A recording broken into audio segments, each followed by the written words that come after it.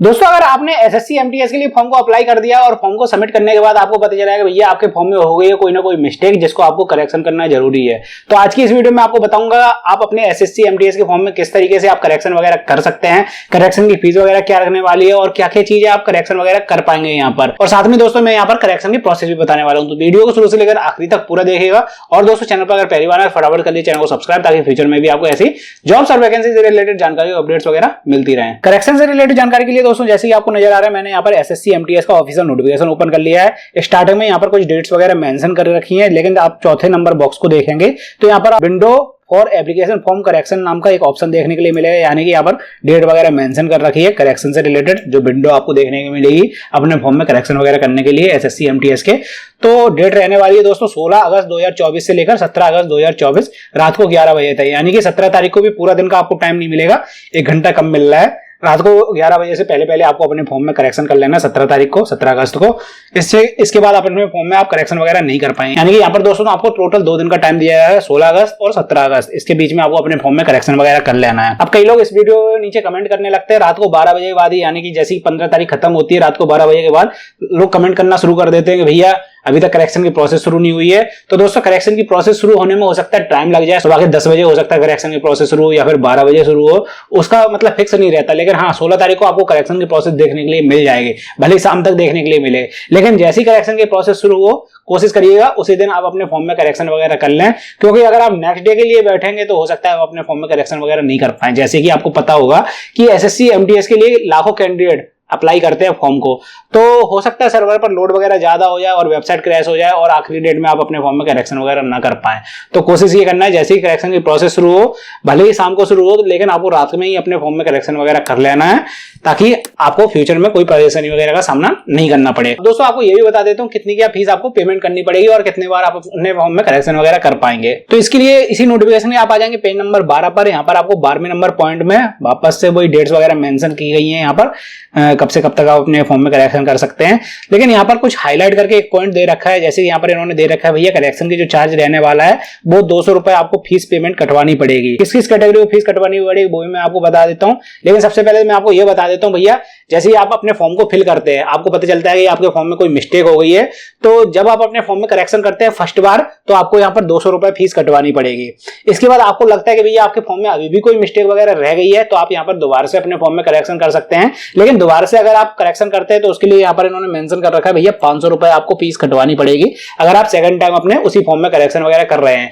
इसके बाद भी फिर भी आपको लगता है भैया वैसे तो कोई मिस्टेक रहनी नहीं चाहिए, लेकिन फिर भी आपको लगता है कि कोई मिस्टेक रह गई जिसको करेक्शन करना जरूरी है, लेकिन फिर आप अपने फॉर्म में करेक्शन वगैरह नहीं कर पाएंगे। सिर्फ 2 ही बार आप अपने फॉर्म में करेक्शन कर सकते हैं, जिसमें फर्स्ट टाइम आपको 200 रुपए चार्ज पे करना पड़ेगा, सेकंड टाइम में आपको 500 रुपए चार्ज पे करना पड़ेगा। अब बात कर लेते हैं किस कैटेगरी में ये चार्ज पे करना पड़ेगा। तो भैया आप भले ही किसी भी कैटेगरी में बने रहे, चाहे आप जनरल में हो, ओबीसी में हो, एससी एसटी, गर्ल कैंडिडेट या फिर एक्स सर्विसमैन वगैरह, चाहे आप किसी भी कैटेगरी में हो, आपको यहाँ पर 200 रुपए और 500 रुपए चार्ज पे करना पड़ेगा। फर्स्ट टाइम करेक्शन करने के लिए 200 रुपए, सेकंड टाइम करेक्शन करने के लिए 500 रुपए। तो ये फिक्स चार्ज रखा गया है। भले ही जब आपने फर्स्ट टाइम फॉर्म को फिल किया था तो उसमें आपकी फीस वगैरह नहीं कटी हो, लेकिन करेक्शन करने के लिए आपको 200 रुपए पे करना पड़ेगा अगर आप अपने फॉर्म में करेक्शन वगैरह करना चाहते हैं। तो करेक्शन की फीस आप चाहे तो यूपीआई के through, net banking, credit card, debit card के थ्रू कटवा सकते हैं अपने मोबाइल से भी, उसमें कोई आपको प्रॉब्लम वगैरह नहीं आएगी। अब बात करते हैं करेक्शन आपको कैसे करना है। तो करेक्शन करने के लिए दोस्तों आप आ जाएंगे एसएससी ऑफिशियल वेबसाइट पर। यहाँ पर आपको अपनी आईडी पासवर्ड से अपना आईडी लॉगिन कर लेनी है एसएससी वाली।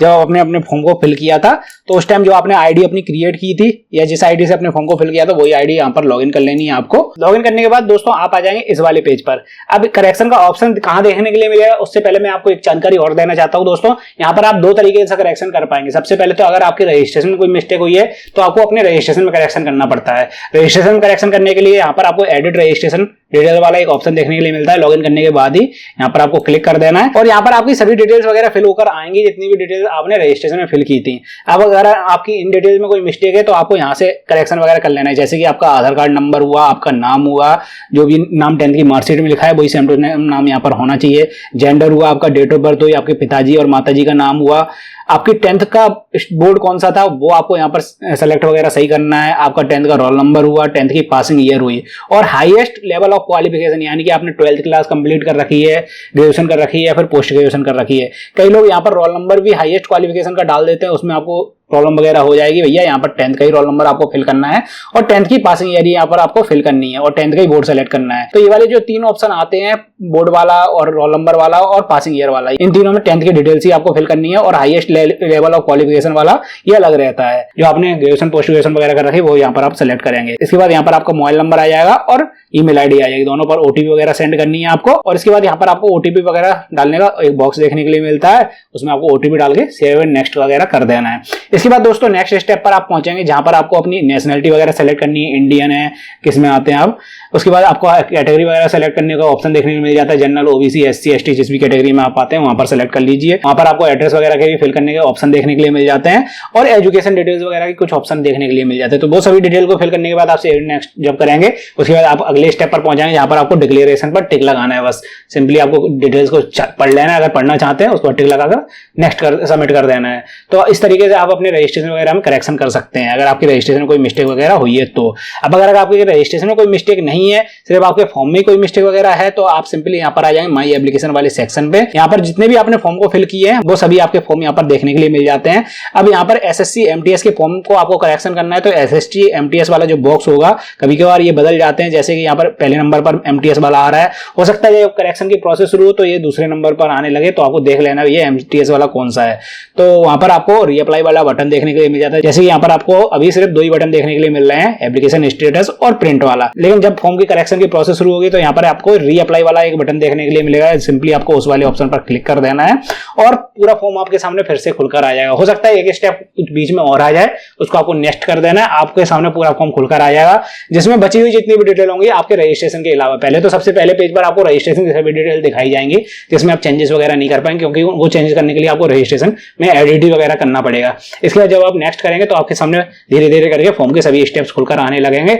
आपको एक एक करके सभी स्टेप्स को चेक कर लेना है और जो ब्लैंक आ रहे हैं उनको फिल कर लेना है और जिसमें मिस्टेक हो उसको चेंज वगैरह कर लेना है। आप दोबारा से अपनी फोटो वगैरह चेंज कर सकते हैं, अपना सिग्नेचर चेंज कर सकते हैं, अपने एमटीएस के जो भी सेंटर वगैरह फिल किए थे वो भी चेंज कर सकते हैं आप, और जो भी आपने एमटीएस की पोस्टें वगैरह सेलेक्ट की थी उनको भी आप करेक्शन वगैरह कर सकते हैं। उसके बाद आपको सिंपली नेक्स्ट करके सबमिट कर देना है और सबमिट करने के बाद आपकी फीस वगैरह आपको पेमेंट कटवानी पड़ेगी, जो 200 रुपए चार्जेस में कट रहा है वो आपको कटवाना पड़ेगा। तो चार्ज वगैरह जब आप कंप्लीट करवा लें उसके बाद देख लीजिए भैया एप्लीकेशन सबमिट हो गया है या फिर नहीं हुआ है, उसके बाद ही आपका फॉर्म यहाँ पर कंप्लीटली सबमिट माना जाएगा। अब कई लोग ये बोलते हैं भैया मैंने यहाँ पर फॉर्म को रीअप्लाई कर दिया लेकिन मेरे पुराना फॉर्म सही था, मैंने फालतू में यहाँ पर रीअप्लाई कर दिया, तो क्या मुझे फीस वगैरह कटवाने की जरूरत है? तो दोस्तों आप वहां पर अधूरा छोड़ सकते हैं, आपका पुराना वाला फॉर्म यहाँ पर मान किया जाएगा अगर आप फीस वगैरह नहीं कटवाएंगे तो दोस्तों इस तरीके से आप अपने फॉर्म में करेक्शन वगैरह कर सकते थे। अगर आपको फिर भी कोई प्रॉब्लम या समस्या आ रही तो आप मुझसे कमेंट सेक्शन में पूछ सकते हैं, कोशिश करूंगा आपके कमेंट्स और मैसेज का रिप्लाई करने की। और अगर आप दोस्तों एससी एसटी ओबीसी या फिर विकलांग कैंडिडेट या फिर एक्स सर्विसमैन वगैरह कैंडिडेट हैं या फिर कोई दूसरी भी कैटेगरी में आते हैं तो दोस्तों आप लोगों के लिए स्पेशल मैंने एक वीडियो बनाई है, क्योंकि दोस्तों इस वाले फॉर्म में कैटेगरी सर्टिफिकेट कुछ डिफरेंट तरीके का लग रहा है तो आपको उस वाली वीडियो को देखना कंपलसरी है।